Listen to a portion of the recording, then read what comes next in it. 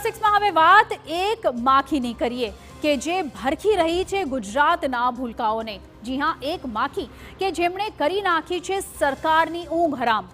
એક માખી કે જેના કહેરથી મચ્યો છે હાહાકાર। ચાંદીપુરા વાયરસનું સંક્રમણ ફેલાવતી એ સેન્ડ ફ્લાયના ઉપદ્રવને નાથવા હવે સરકાર આવી છે એક્શન મોડમાં। ગુજરાતમાં ચાંદીપુરા વાયરસને કારણે એક પછી એક બાળકો ટપોટપ મોતને ભેટી રહ્યા છે અને માસૂમ ભૂલકાઓના આ મોતનું કારણ છે સેન્ડ ફ્લાય નામની આ માખી। હા, નાનકડી સેન્ડ ફ્લાય માખી કે જે ચાંદીપુરા વાયરસની વાહક છે। આ સેન્ડ ફ્લાય માખી જ ચાંદીપુરાનું સંક્રમણ રાજ્યના અનેક જિલ્લાઓમાં ફેલાવી રહી છે।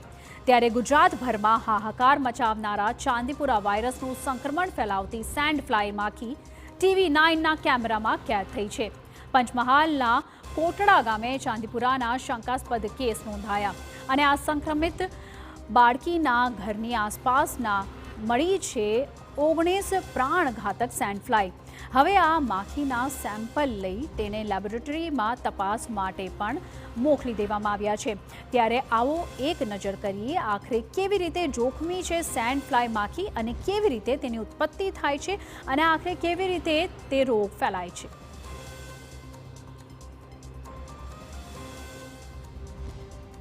તો એક નાનકડી માખીથી મચ્યો છે પૂરા ગુજરાત રાજ્યભરમાં હાહાકાર। તો સેન્ડ ફ્લાયની ઉત્પત્તિ આખરે કેવી રીતે થઈ છે? ગીચ ઝાડીમાં વિકસે છે નર અને માદા માખી।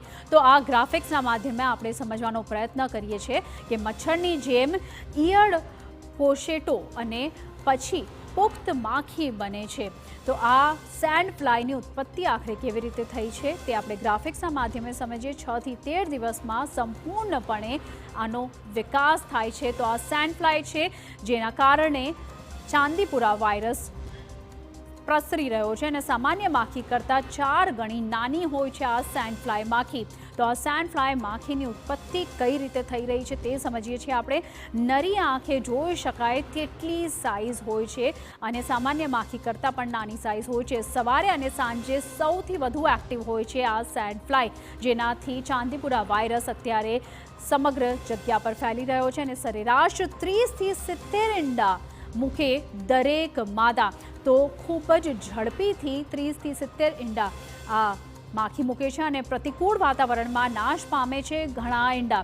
તો પ્રતિકૂળ વાતાવરણ હોય છે ત્યારે ઘણા ઈંડા નાશ પણ પામે છે, પણ 30 થી 70 ઈંડા એક સાથે આપે છે અને ખૂબ જ ખતરનાક છે આ સેન્ડ ફ્લાય, જેના સેમ્પલ્સ અત્યારે લેબોરેટરીમાં મોકલી દેવાયા છે।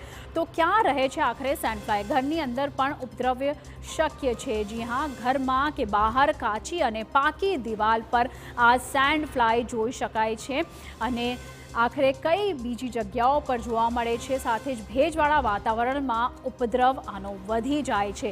તો સેન્ડ ફ્લાયથી ખૂબ વધારે ચોંકીને રહેવાની જરૂર છે અને ગાર લીંપણવાળા ઘરની તિરાડોમાં પણ રહે છે।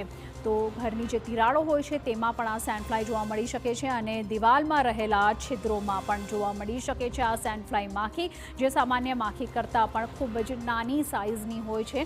તો ભૂલકાઓનો કાળ છે આ માખી, જ્યાં આ સેન્ડ ફ્લાય જે છે તે ચાંદીપુરા અને કાલા આઝાર જેવા રોગને જે છે તે ફેલાવે છે અને સેન્ડ ફ્લાય થકી ફેલાય છે આ રોગ। સામાન્ય રીતે 7 થી 14 વર્ષના બાળકોમાં જોવા મળે છે આ રોગ।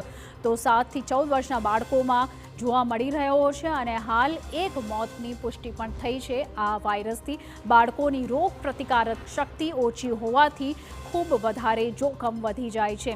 તો ભૂલકાઓ માટે આ કાળમુખી માખી છે અને સામાન્ય માખી કરતાં ખૂબ જ નાની હોય છે। તો કાળમુખી માખીથી કેમ બચશો?